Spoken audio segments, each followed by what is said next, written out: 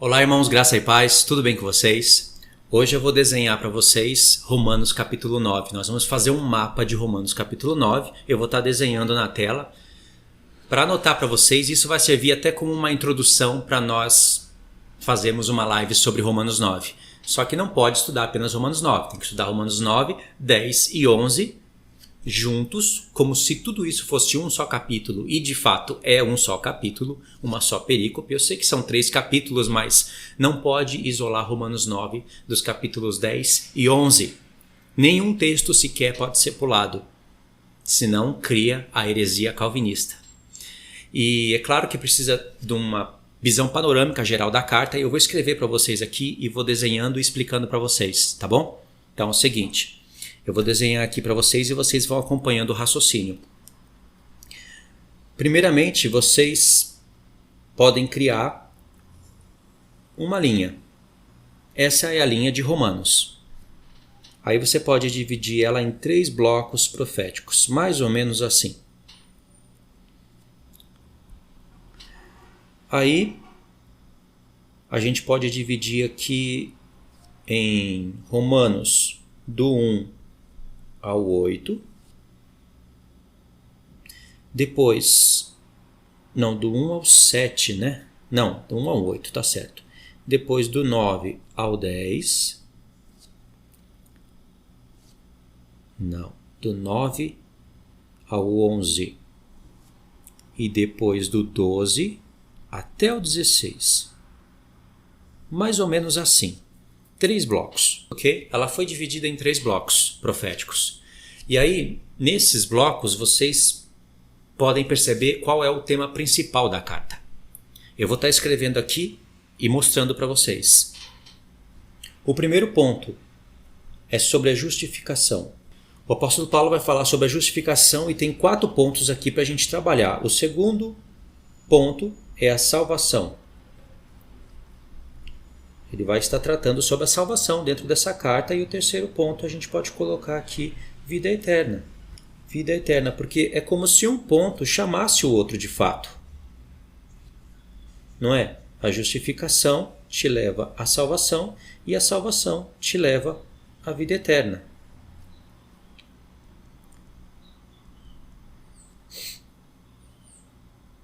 E aí é o seguinte, na parte da justificação, a gente pode ver que o apóstolo Paulo, ele trabalha com 3 pontos, 4 pontos na verdade.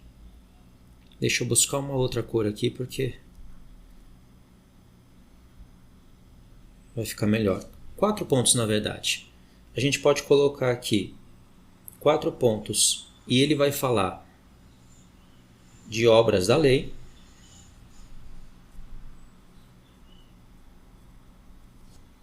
ele vai falar de graça,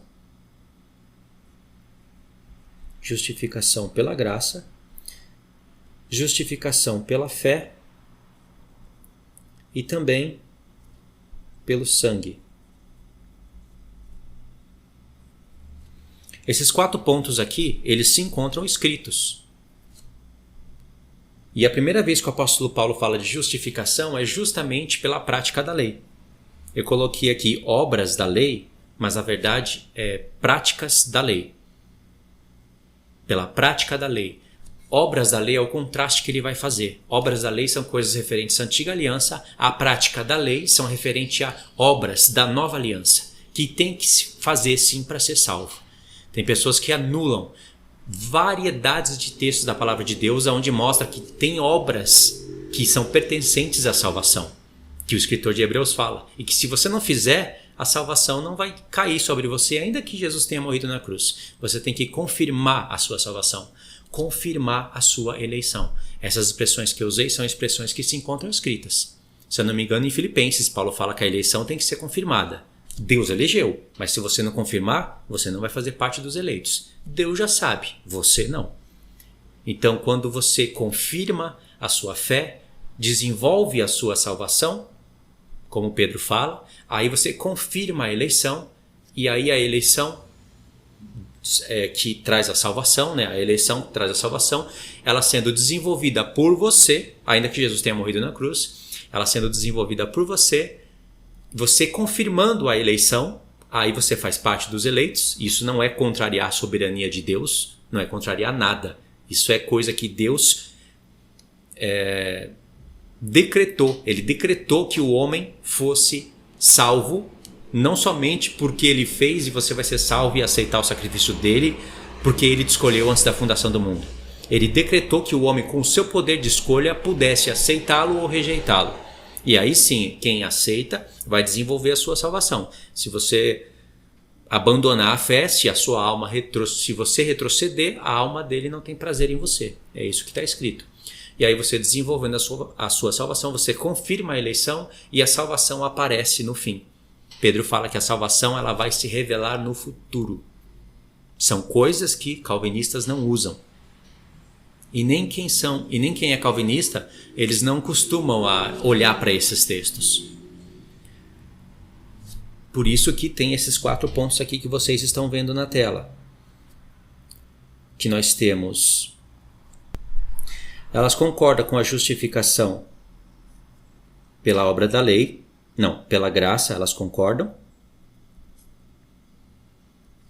Pela fé, pelo sangue, mas quando é obras da lei, elas não concordam. Obras da lei não, práticas da lei, né?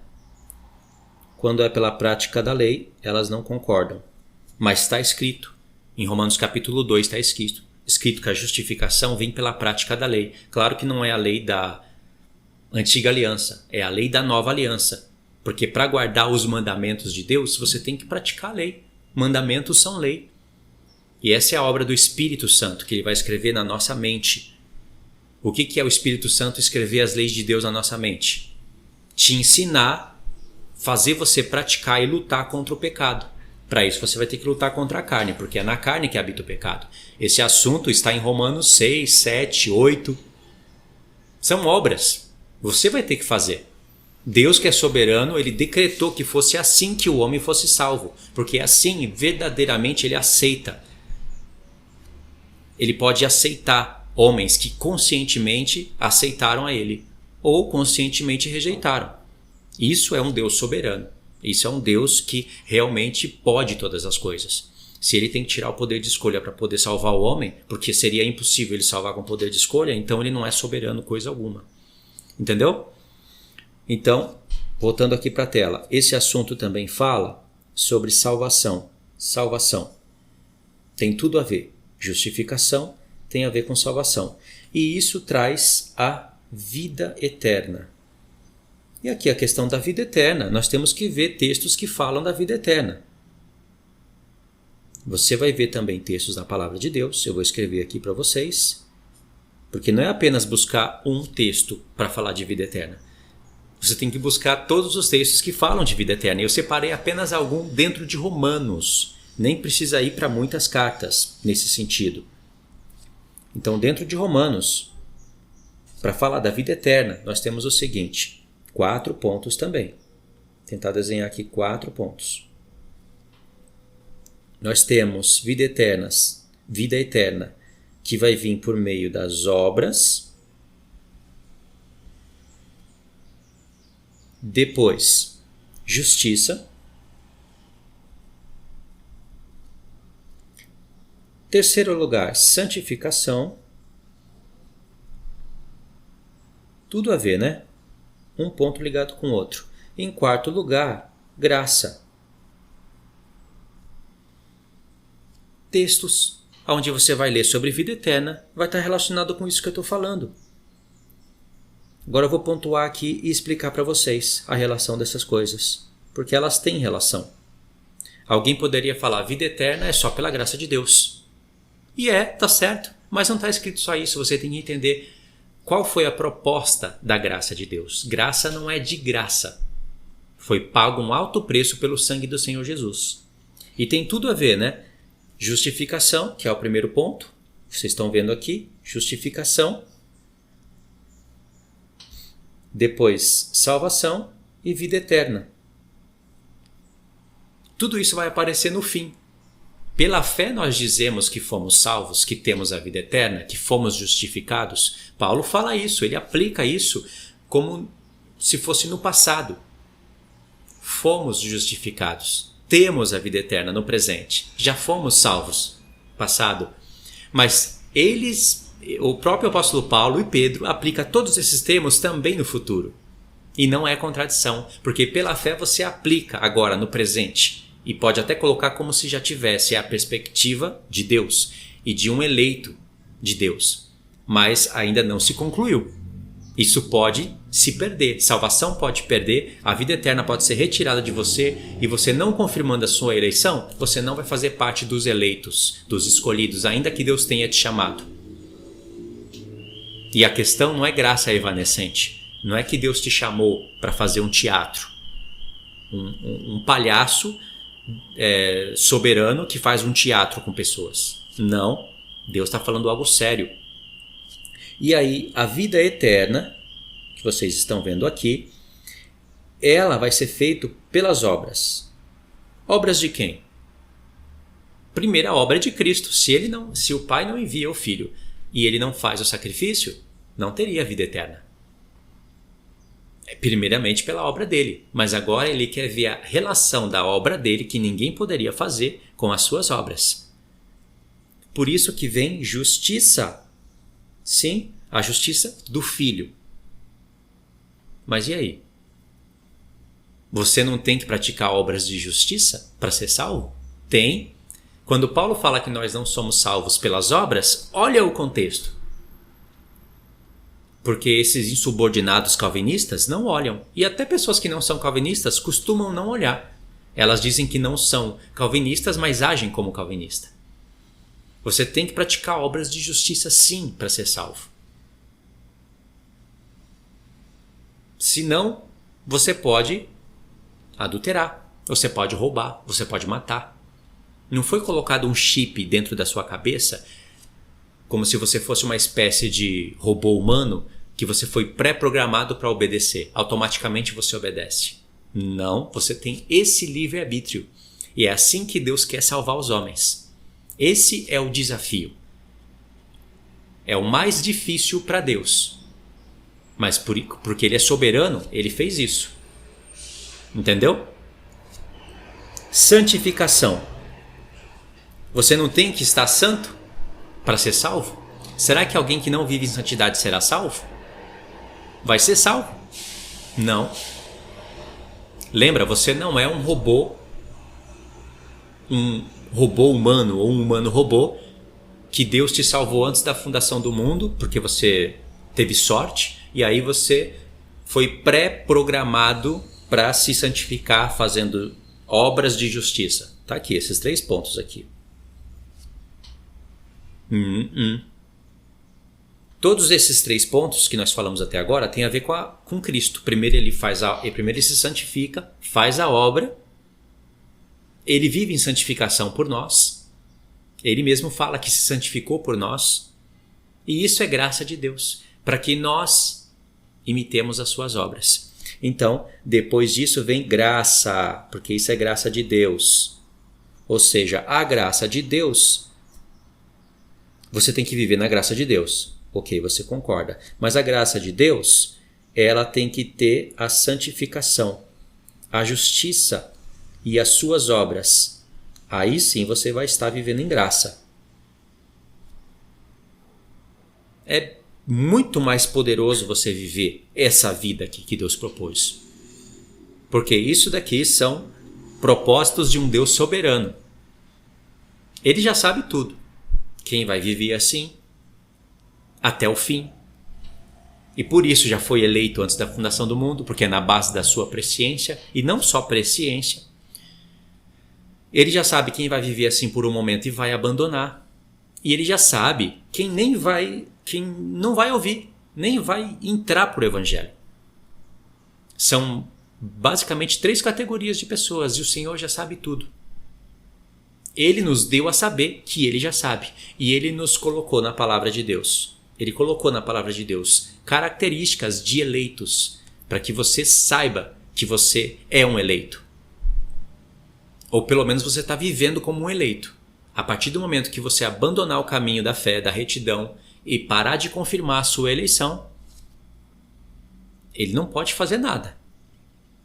Ele não vai te forçar ele já sabe quem são aqueles que não vão perder a salvação. Aqueles que não vão perder a salvação no tempo que Deus já previu antes da fundação do mundo, esses não vão perder. Mas não vão perder não porque não tiveram a oportunidade de perder. Tiveram, mas não perderão. Ao passo que outros que estavam nessa mesma oportunidade perderão. Deus chamou, mas não foi eleito. Entendeu? Essa é a soberania de um Deus justo, de um Deus de amor.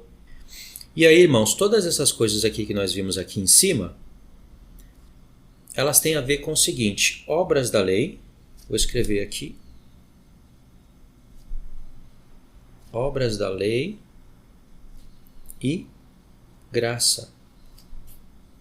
É um contraste. Pode colocar aqui também povo judeu e o povo gentil. É um contraste. Tudo isso daqui é para criar um contraste.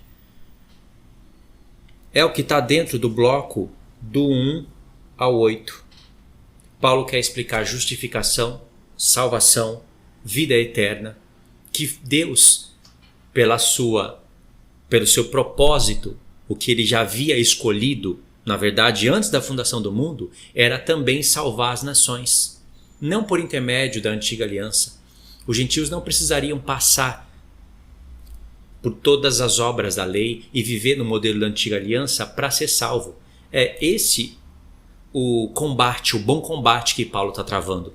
Satanás estava usando muitos judeus, muitos filósofos gentios que estavam metidos no judaísmo, isso nós podemos ver dentro de Atos principalmente, para atrapalhar, para que a salvação não chegasse até os gentios. Primeiro você pode ver claramente que Satanás está usando os judeus para a palavra não ir para os judeus. Ele está criando essa barreira, mas ele não consegue impedir isso.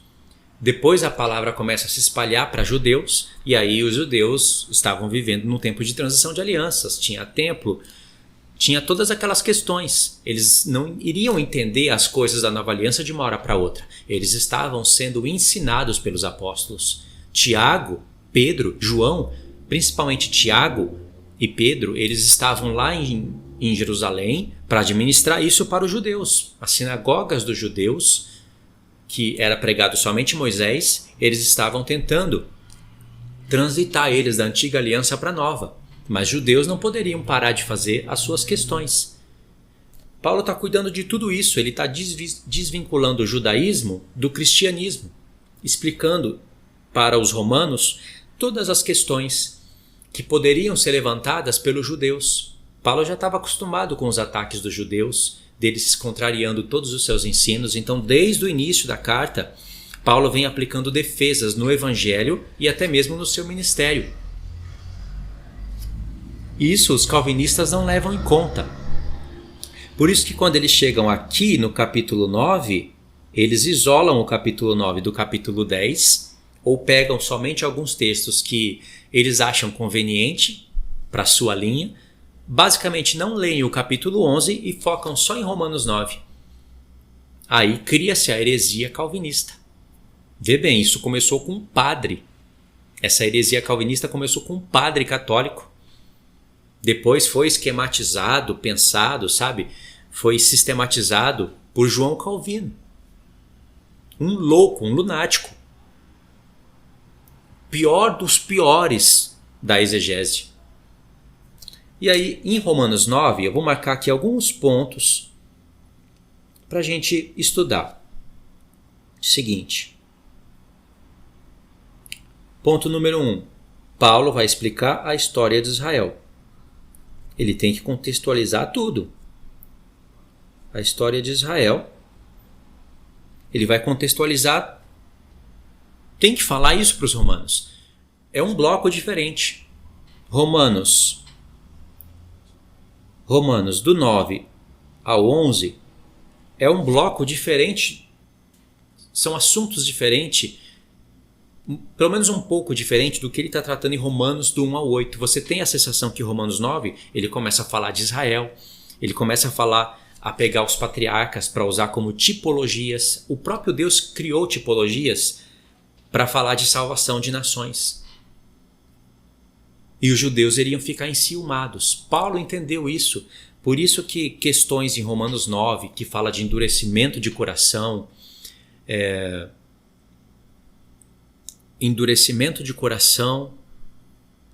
justificação, eleição, essas palavras voltam a aparecer em Romanos 11, porque ali ele está fechando, concluindo todos os assuntos. E Romanos 9, do 9 ao 11, sim, tem a ver com o bloco anterior. Tem tudo a ver. Só que agora ele vai contextualizar bem melhor a história para a gente. Então ele vai contar a história de Israel. Romanos 9, do 9 ao 11, tá? A história de Israel. Segundo ponto, ele vai falar sobre a eleição de Israel. A eleição de Israel. Só que ele vai falar somente a eleição de Israel? Não. Ele vai falar da eleição de Israel, porque Israel primeiramente foi o povo eleito, não foi?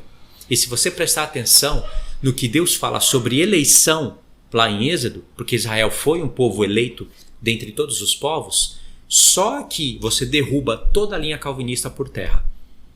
Não dá para explicar agora, não é o tema do vídeo, mas a palavra eleição, ela não se originou nas cartas de Paulo. Ela se originou no livro da lei. Paulo que trata com mais propriedade, porque aí ele já tem acesso a todos os documentos, os livros bíblicos, os relatos do Espírito Santo pelos profetas. Então ele vai falar da eleição de Israel e aqui também igreja. E vai contar pra gente como foi esse propósito. Como foi que Deus decretou que judeus e gentios seriam salvos e eleitos por Deus. E já fala da presciência de Deus. Paulo em nenhum momento está tratando de assuntos calvinistas na sua carta.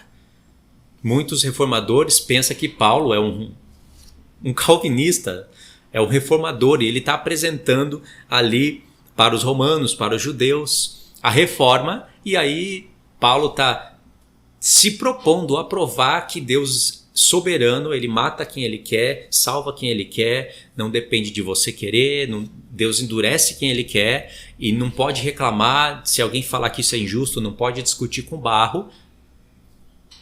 Eles acham que Paulo está se propondo a explicar isso, essa maluquice, um Deus doentio que manda você calar a boca quando você detecta um ato de injustiça. Eles acham que é isso, porque eles isolam Romanos 9. Por isso que esses reformadores doentes vivem em livros para tentar interpretar o que Paulo falou. Mas Paulo não está tratando disso. Paulo está tratando de questões que judeus levantariam sobre os seus ensinos. Os judeus não achavam justo. Eles não achavam justo que a salvação fosse também para os gentios. Eles se achavam os eleitos. Ok, eu estou explicando aqui bem superficialmente mesmo, sem ler os textos. Agora nós vamos para o terceiro ponto. Paulo vai falar do plano da unificação de judeus e gentios. Deixa eu escrever aqui para vocês. Qual é esse plano?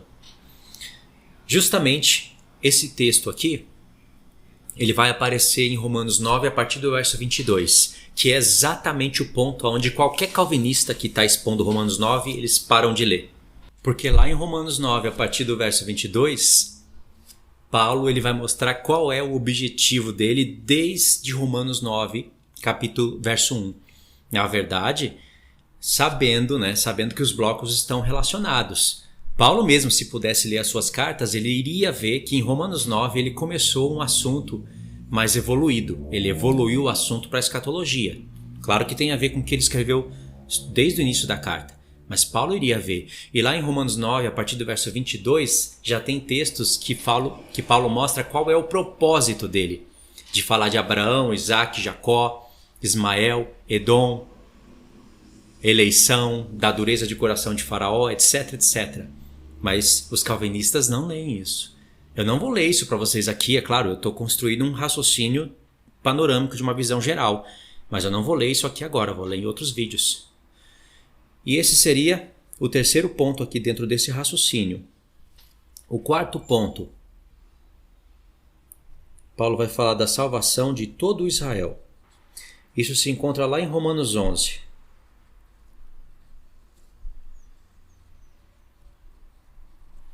E aí você tem que entender, na mente de Paulo, o que significa todo o Israel.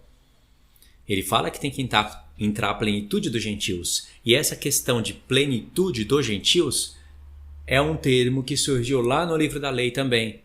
Tem a ver com a bênção de Jacó sobre Efraim, se tornando plenitude das nações. E eles não conhecem e nunca vão conhecer esse mistério. Porque é um mistério. Paulo fala de mistério. Romanos 11, a partir de 25. Eu não quero, irmãos, que vocês ignorem esse mistério. Aí fala de endurecimento, fala de plenitude dos gentios. Meu Deus, Paulo é um gênio, porque a mente dele não foi iluminada por livros de reforma, por livros de homens desviados de toda a verdade, de toda a justiça de Deus. A mente dele foi iluminada pelos profetas. Pode ver que ele faz citações de Gênesis, de Êxodo, de Deuteronômio, de vários profetas. Em Romanos 9, ele faz o que nunca fez em nenhuma carta sua. Ele fez de maneira semelhante em outros pontos, mas dessa maneira não. Em Romanos 9, a partir do verso 22, Paulo cita o nome do profeta e faz citações enormes dos textos, para que a gente se ligasse no que ele está falando. A salvação de todo Israel tem a ver, sim, com a unificação de judeus e gentios. E aí, o quarto ponto, Paulo está falando da unificação de Israel e da igreja. Sim, porque Israel e a igreja, eles vão se unir em um só povo. Jesus já fez isso na cruz, mas literalmente isso não aconteceu. Assim como a salvação vai aparecer no fim, ela vai ser revelada no fim, porque ela vai aparecer na nossa vida através da transformação dos corpos, assim como a eleição, aqueles que realmente foram eleitos, que confirmaram a sua eleição, vai aparecer ali quem foi eleito e quem não foi. Deus já sabe, nós não sabemos. Nós sabemos que Deus tem um povo eleito e sabemos quais são as características desse povo. Sabemos que esse povo foi eleito porque Deus previu as obras desses homens. Não foi porque Deus decretou quem seria e quem não seria, porque Ele amou e odiou antes da fundação do mundo. Isso seria obra de demônio, não de Deus. Por isso que o assunto de Paulo em Romanos 9 não tem nada, absolutamente zero, a ver com o que eles falam sobre calvinismo. Absolutamente nada. E aí, depois que Paulo conclui o assunto em Romanos 11, que ele fala que o endurecimento veio para Israel até que entre a plenitude dos gentios, então todo Israel será salvo. Aí Paulo faz aquela adoração ao Senhor, porque ele entende todo o esquema, todo o plano, tudo que eu queria falar aqui nesse vídeo, não posso, eu sei que muitos de vocês já sabem, o plano das duas casas, o plano do porquê Deus endureceu o coração dos judeus, endureceu o coração de Faraó, dos egípcios e depois do seu próprio povo, e o endurecimento de coração que Deus coloca no povo, ele usa a própria soberba do homem. Por isso que Deus, pelo menos me deu a saber na prática como isso acontece e o porquê que isso acontece, os propósitos disso.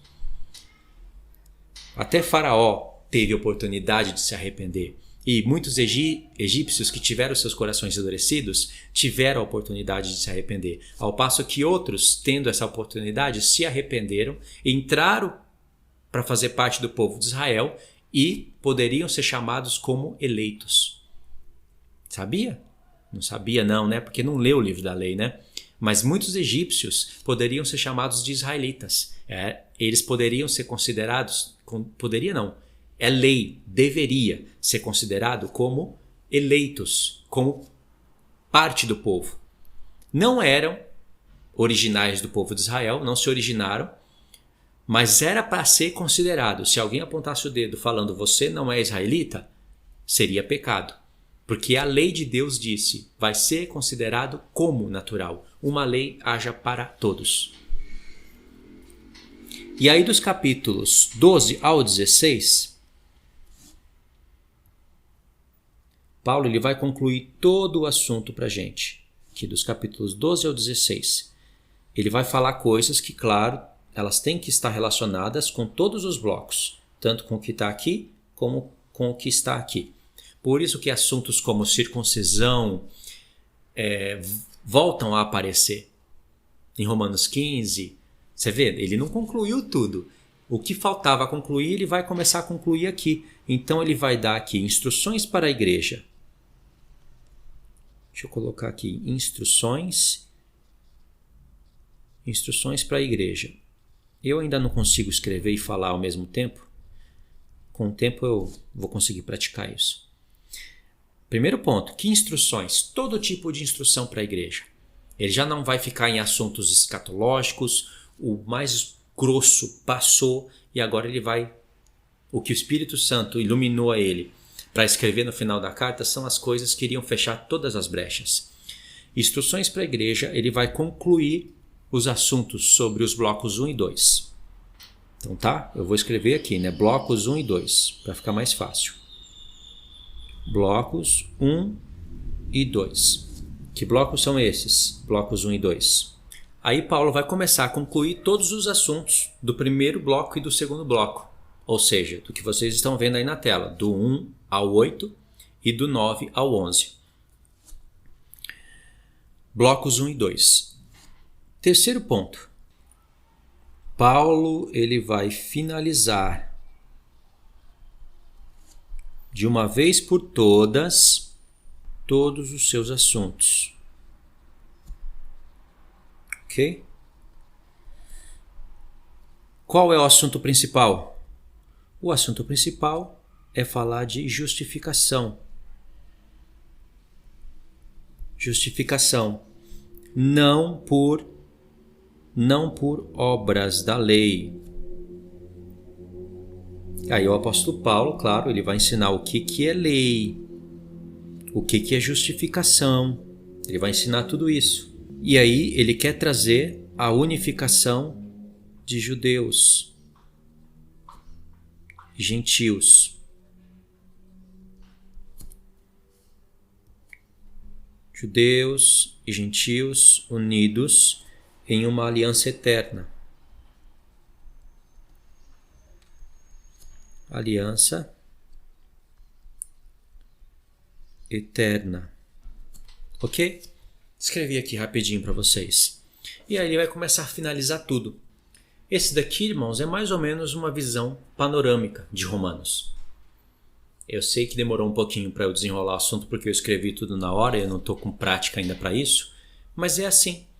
Quando chega em Romanos 9, o apóstolo Paulo ele tem um propósito de falar que Deus ele não mudou o foco. Parece que seria injusto agora, do ponto de vista de judeus, que poderiam estar enganando e contrariando os assuntos de Paulo, e isso daí você consegue entender essa intenção dele, até lendo Romanos 9, mas você consegue entender essa intenção dele quando você começa a ler os primeiros capítulos da carta. Seria injusto do ponto de vista dos judeus que não estavam entendendo e que poderiam contrariar Paulo, como de costume estavam fazendo, e Paulo fala em Romanos 3, que Deus agora direcione a salvação para um povo gentil, para um povo que não nasceu judeu, porque do ponto de vista deles, eles são os eleitos, os favoritos de Deus, e não é possível que Deus salve outras pessoas sem eles obedecerem à lei de Moisés. Esse é o tema de Paulo. Não é o que essas mulas calvinistas falam. Que Paulo ali se preparou, mudou a direção de todo o tema para provar agora que Deus é o Deus soberano e que odiou pessoas antes da fundação do mundo, por isso que muitos judeus não estavam sendo salvos, e que amou pessoas antes da fundação do mundo e por isso só alguns estavam sendo salvos. Se esse fosse o assunto de Paulo, ele teria que começar a falar isso logo nos primeiros capítulos da carta. E nos primeiros capítulos da carta, o apóstolo Paulo está falando coisas em relação à salvação que foi para os gentios também. E não só para aqueles que se achavam eleitos e ainda eram desobedientes à palavra de Deus. Paulo quer explicar todo o plano de Deus, por isso que essa carta fica grande. É uma das suas maiores cartas e uma das mais reveladoras também. Entendeu? Judeus iriam ali levantar questões, tanto com a intenção de querer entender, verdadeiramente querer entender, como com a intenção de contrariar os ensinos de Paulo e enganar ali muitos romanos. Se Paulo não antevê aquelas perguntas que ele mesmo ele se antecipa e coloca na carta, se ele não faz esse discurso, iriam contrariar os ensinos dele. Por isso que ele já desenrola o plano, falando que o propósito de Deus para a eleição já estava ali desde Abraão. Já foi falado, tipificado em Abraão e os seus filhos. Aqueles homens são tipos de obras que apareceriam no futuro. Agora, por que Paulo está usando ali Jacó e Esaú? Tem um objetivo para isso. Porque os calvinistas confundem tudo, eles pegam, misturam tudo, são tempos... Deus ele coloca ali textos que foram falados em tempos diferentes e eles misturam tudo como se fosse uma questão só. Jamais isso é verdadeiro. Por isso que você vai ver Paulo tratando de assuntos de circuncisão, obras da lei, debaixo da lei. É isso que o apóstolo Paulo quer destravar na mente de todos, mostrando que a salvação é para todos. E se os judeus não estavam crendo, isso não estava fazendo que a palavra de Deus, não poderia fazer da palavra de Deus algo que não estava em cumprimento, que estava sendo invalidado. Paulo está explicando por que a maioria dos judeus não estavam crendo. Porque Deus decretou isso. Agora vocês têm que entender o porquê que Deus decretou essa dureza de coração. Tem que entender o porquê. Não foi no caso como que os calvinistas falam. Senão você iria ver um Paulo esquizofrênico, um Paulo maluco.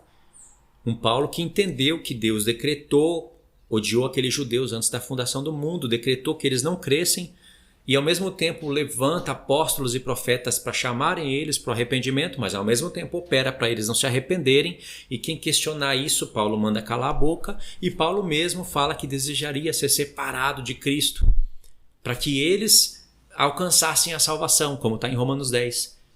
Mas Paulo mesmo disse que eles não podem ser salvos porque foram odiados antes da fundação do mundo, mas Paulo quer ser separado por Cristo para que eles sejam salvos. Um maluco.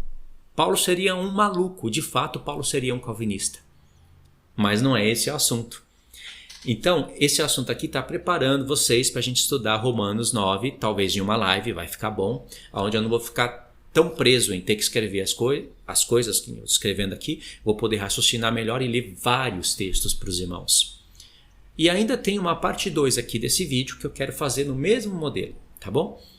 É bom que eu vou treinando, daqui uns dias eu fico mais rápido, aí consigo passar as informações bem mais rápido para os irmãos. Então é isso, irmãos. A parte 1 eu vou parar aqui e talvez a gente faça uma live nessa semana. Eu vou ver que dia que a gente pode fazer essa live dentro de Romanos 9 e ela vai aparecer aí para vocês, o chamado vai aparecer aí para vocês no StreamYard, no canal. Eu faço uma chamadinha e convido vocês para essa live. Dentro de Romanos 9, 10 e 11. Aí nós vamos usar esse mesmo mapa que eu escrevi para vocês, só que ele vai estar mais digitalizado, pronto, e ali eu vou só assinalando as coisas para vocês, tá bom? Então é isso, irmãos. Obrigado por ter assistido até aqui. Fiquem na paz. Deus abençoe.